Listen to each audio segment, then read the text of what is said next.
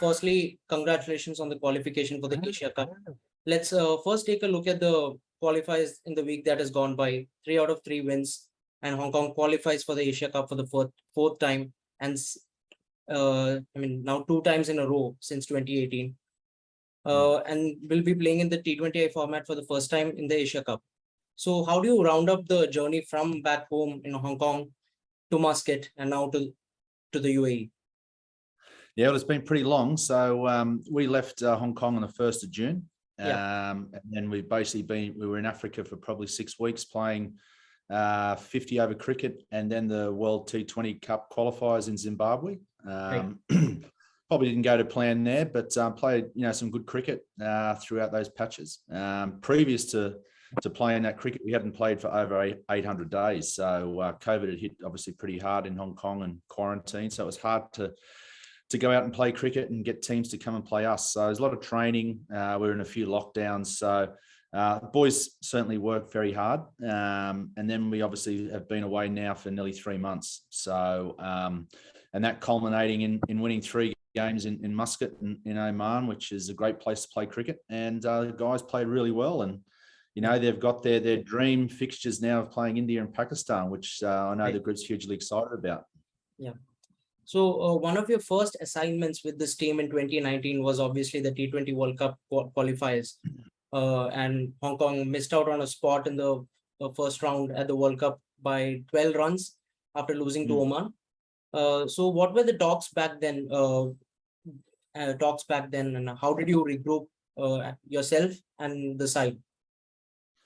Yeah, it was difficult. We were in a good position. I think Oman were like 5 for 20, and they managed to get to a competitive score. And unfortunately, we were probably in the same situation. We were 3 or 4 or 5 down quite quickly, and then sort of regrouped and got back. But Oman played some pretty good cricket that particular day and throughout that tournament. And probably to come that close to a World Cup and missing out was slightly disappointing. But we played subsequent tours after that before COVID had hit, and then we're sort of shut down. But I think probably the learnings out of there is that close to getting to a World Cup, it's not that easy coming through the qualifying stages to play at a World Cup. So to miss out and get that close was probably pretty disappointing. I know the boys were disappointed to miss out on a World Cup, but we put that behind us now. Like I said, we missed out in Zimbabwe again. We probably should have performed better throughout that tournament. But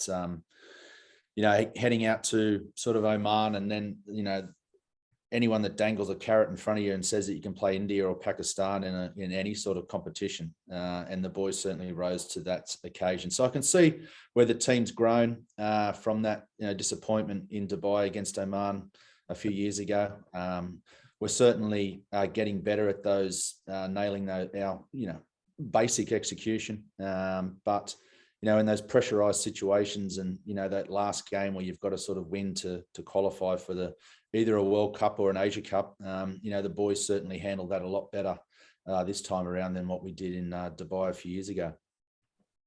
So in 2020, right before the pandemic, you were able to get some respite in the fact that you would finish second behind Singapore to qualify for the Asia Cup qualifiers. So could you, and right after that, like you said, there was no matches for almost 800 days, like you said. So how did Hong Kong endure the pandemic? Hong Kong cricket endure the pandemic? Yeah, it was very tough. Obviously there's only a certain amount of training sessions you can organise and sort of structure to sort of give the guys something different. So, we had a few lockdowns. We don't have a lot of facilities in Hong Kong. The cricketing world probably doesn't know that. We have effectively 3 turf pitches, and 2 of those turf pitches are privately owned by clubs, and the other one's run by the government. So as soon as the lockdown comes and the government locks down sporting facilities, we can't train. So effectively, I think we spent something like 120 days on Zoom doing, S&C meetings, chats, those sorts of things to keep the boys interested. The boys did very well. They did their own sort of running and kept their fitness up. And then, when the facilities opened up again, we got back into training. So there was a slight chance of us touring here and there throughout that period, but it obviously with, the outbreaks of COVID and the different variants, it sort of put a stop to that. So, they play a lot of club cricket We worked on particular skills individually with the players. And like I said, I think that's the big thing from, the game against Oman to the game against UAE a couple of days ago. The guys have worked very hard on their skill sets, and just, the more cricket we've played, the better they've become in executing that and executing in a pressurized situation. So full credit goes to those guys. And the board at Cricket Hong Kong, they've stuck by the players. Players are still contracted throughout that whole period when there was no cricket going on. So the support that we had from the board was amazing, because generally when something like that happens in a smaller country, the first thing that goes is a high performance budget. But, they stuck true to the players and, kept providing things for us to be better, which was great. And, we thank them for that. So Hong Kong had a slip in the qualifiers for this year's T20 World Cup as well. So the competition between associate nations have certainly become tighter. And how do you review the competition among these teams today? There's almost a lot of cricket happening away from the public eye throughout the year. So given your own experience with Ireland over your career, how do you look at the competition in the associate cricket scene right now? Well, I think it's very strong. I think, when I went and started at Ireland in 2004, I think Hong Kong's in a pretty similar situation to there. They were talking about contracts back in those days with Ireland. That took about 4 years to get to the process of giving contracts. I think it's just basically you've got to prepare as well as you can. You look at our region in Asia. We'd probably be the strongest associate region. With the likes of Oman, UAE, Nepal, Singapore, Malaysia, Kuwait coming on board now. It's a very, very strong region. So to progress through to something like this, an Asia Cup, is a huge achievement for these guys. Yes, they do get some are contracted, but it's a lot of sacrifice those players have to go through. And I remember that back in the day with Ireland, we would work during the day, or we'd train in the mornings, we'd have camps on the weekends, and we just do what we could to get ready to play cricket. So, you were effectively going from club cricket and then going on and, playing international cricket. You could be playing a 45-year-old seam bowler that's bowling at 60 miles an hour to all of a sudden facing someone like Shoaib Akhtar or, Brett Lee or someone like that at a World Cup. So that's the sort of difference. And, that's how we sort of had to structure training back then. And we try to structure training now. So the guys are competing as close to that or training as close to that sort of competition level as we possibly can. So when they're in those sort of scenarios where we need to, there's a crunch moment, the boys can deliver. So, it'd be very interesting over the next couple of games we play here against India and Pakistan, how they go. If we play the sort of cricket we played against UAE a couple of days ago, well, then we will be competitive. And you just never know. T20 cricket's a funny game. It only takes one player, to have a game of his life, and you can win a game. So it's certainly a format that brings the lesser teams and the bigger teams closer together. So I think that's pretty exciting. And like I said to the guys after the game in the UAE, I said, you may never get an opportunity to get the chance of playing India and Pakistan in a tournament like this again. So it's something that we've got to go out and we'll prepare well for. But the most important thing is the guys have got to enjoy it. They've spent 3 months away from their families. I've got 3 guys in the squads that have become fathers on the tour. So it's the commitment that these guys have put forward over the last 3 months has been amazing. And they totally deserve what they've got here now and the opportunity to play against 2 of the biggest countries in world cricket. Right. So speaking about the matches up ahead, they've qualified into the group of death of sorts with India and Pakistan. And over the 4 times that they've qualified, they've thrice been placed in the same group as India and Pakistan. Hong Kong did come close to giving an upset over India in the last tournament in 2018, where they nearly chased down to 86. So how geared up is the team, and what are some of the areas that you're looking forward to improve during the matches up ahead? Yeah, I think the guys are very excited about the opportunity to play. I think we've got to worry about our game. We've certainly got to go out and execute, the perfect match to be, even close to causing an upset. I think we're all sort of realistic about that. But it's just the opportunity for the guys to go out and play. Right. You'll be bowling against the best, and you'll be facing the best. But at the end of the day, they're only human. Those guys nick off. Those guys hit balls in the air. Bowlers bowl you a half volley, and it's just about us having the belief, the cricket smarts to go out there and nail those particular moments. And I think that if we can do that and go out and play with a smile on our face, I think that you'll see, the small cricketing nation that we are in Hong Kong, I think you can see them be very competitive against two of the world powers. So you've obviously had your share of cricket across 3 continents, in Australia in your early days, with Ireland, and now with Hong Kong. So coming to Hong Kong, how do you see the cricket landscape evolving in Hong Kong? Obviously there's a lot of things in terms of the fact that most associate nations today, we tend to see a lot of immigrants taking up the sport. So I'd like to know more about how the locals and how the Hong Kong cricket is promoting the sport within the local population and looking to improve the game in the country. Yeah, it's interesting. We obviously don't have any Chinese players at the moment, but there's certainly a big push from Cricket Hong Kong to develop that through the schools and the pathway throughout, male and the female program. I think if you have a look at that at the women's program, they have quite a few locals playing, which is great. There's probably about 5 or 6 men's just full Chinese teams that are playing at the moment. So to have them involved and playing cricket is exciting. Obviously, the national team at present is heavily, I suppose, supplied by guys of Pakistani and Indian origin. Some of those guys were born in Hong Kong. Some had moved to Hong Kong and done their sort of residency and their time to qualify to play. There's a good mix of players through there. And, we have the occasional sort of English player that would come in and has done some time there. But certainly part of the board's I suppose, philosophy and what they want to try and do, their strategy is to get more local people playing. It's certainly a minority sport in Hong Kong at the moment, but I think that when you go to tournaments like this and you get the chance to expose cricket locally, I think it's only a win-win situation.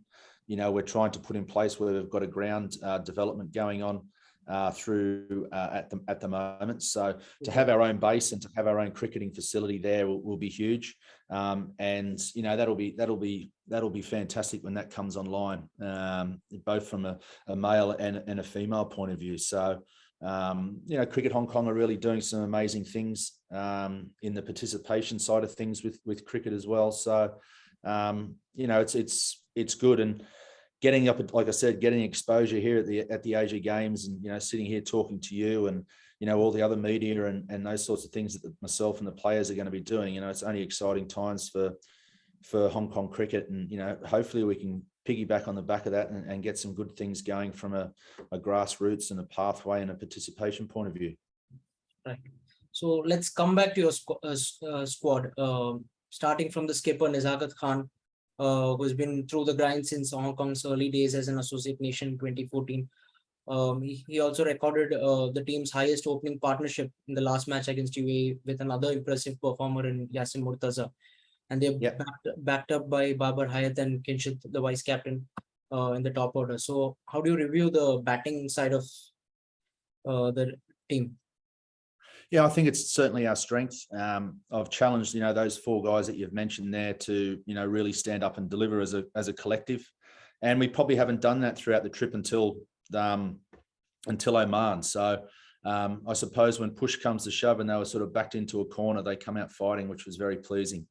Even the game before when we played Q8, they put on some runs there. And I think it was the first time in either 50 over or 20 over format that we hadn't lost a wicket in the power play. So we did that in our last 2 games. So, challenging that group to own that space and make sure they deliver for the guys. We all know that, T20 cricket, your top 4 guys of batters have got to get the majority of the runs. They're generally your best players. You want them facing the most amount of balls.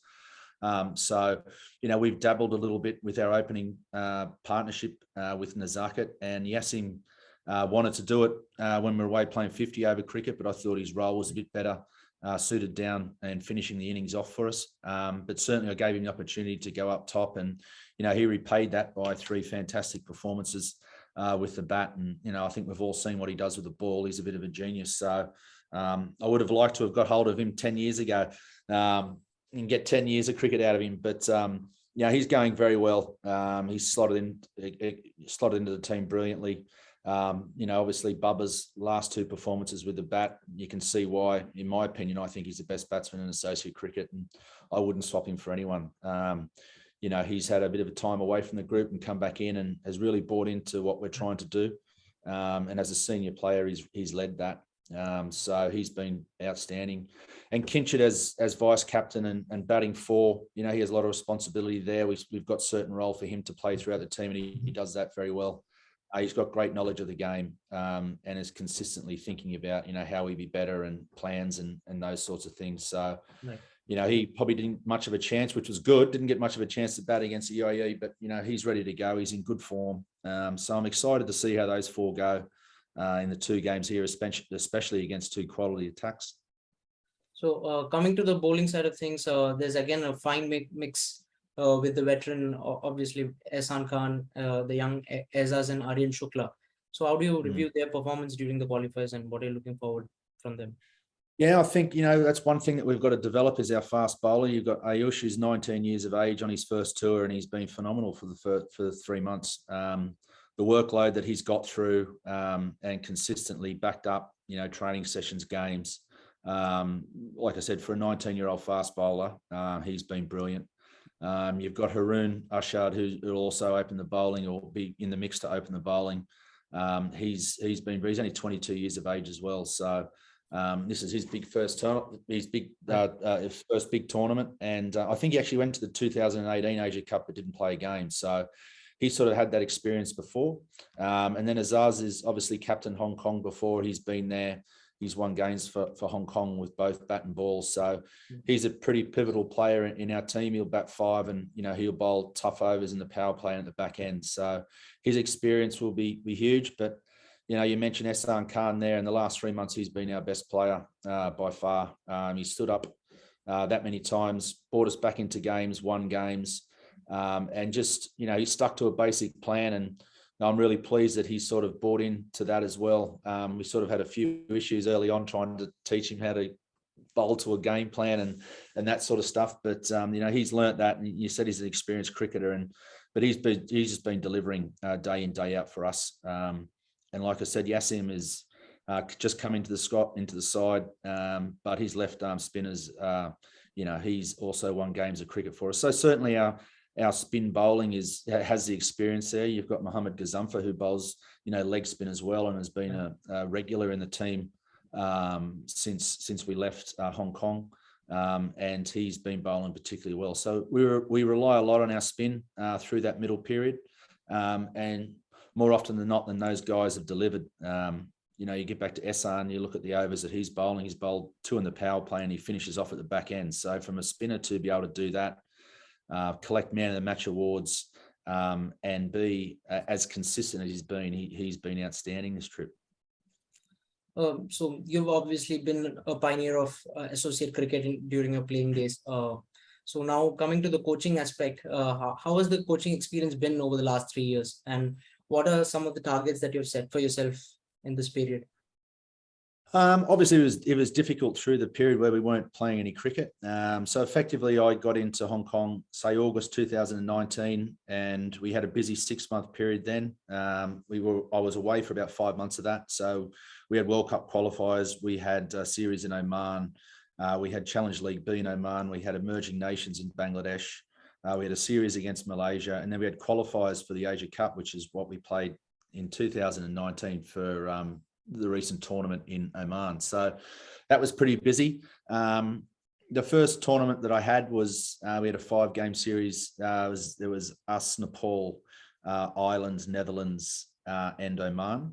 And that was just before the World Cup qualifiers. And it was probably a month after I started. So I would have loved another 2 or 3 months to get to know the guys and get plans put in place before we went to that World Cup and the qualifier. And I think we would have won that game against Oman, or we could have even performed better throughout the group stages. but that's all part of learning. It's all part of as a coach, and seeing your players play and how you want them to play, and try and get those things gelled together is a big thing. And like I said, I had 2.5 years to do that and sit down and talk to the guys about how we're going to play our cricket. And they're very responsive guys. I've had to adjust to the way I sort of coach, and I've had to adjust to the way the players also expect me to sort of coach as well, delivering messages. I don't speak a lot of Urdu, but I've got a few words here and there, which I sort of get across, and I can understand a few words and hear what they're talking about. So, but it's been a learning curve for all of us. And, I think from my point of view, I've challenged the group a lot. Few people probably, thought that was probably a bit hard, but I knew exactly what this group could offer. And continually challenge them and continually push them to be better. And I think that's good for the players that we have here, because we certainly sometimes have a sort of a happiness just to be cruising along at a certain level, where I want us to go up a level, and take that mentality away, that club cricket mentality, and put the international mentality into their mind more, and, be more ruthless, be more cricket smart, game aware. Just those little things that they probably haven't sort of thought about, or, have been spoken to about in the past. So right. I think those challenges, we're sort of getting to where I want us to be. And I think these next 2 games will see exactly where we are. But yeah, so these next 2 games will be a good marker to see exactly where we are. Like I said, playing against 2 of the powerhouses, but the guys have accepted what and how I want to play cricket, and how I think they can play cricket. And like I said, they've been challenged, but they've accepted those challenges, and they've moved on. And I suppose the culmination of that was a couple of days ago, when I think it's probably the first time that we ever put a complete game together since I've been here. So batting, bowling and fielding all in the same match. We've been disappointing in the field, but we held all our catches the other day. We minimised sort of our minus in the field from a run saving point of view, which is obviously key in T20 cricket. We bowled them out and we chased it down with 8 wickets in hand. So, it's the first all-round performance that we've had. Generally we bat well and we might field okay, but we bowl poorly, or we bowl well and we just don't chase the runs. So, outstanding performance the other night, and I look forward to seeing what we've got next Wednesday against India. Sure, certainly. It would be quite an elevation on cricketing levels when your side faces the likes of Rohit Sharma, Virat Kohli and Babar Azam this week. Hong Kong is obviously meeting India and Pakistan for the first time in T20 Ice. And I wish you and your side all the best to pull off some entertaining moments in Dubai and Sharjah. Thank you for joining us on Sportstar today, Trent. Thank you. No problem. Thank you very much. Thanks, mate. Thank you.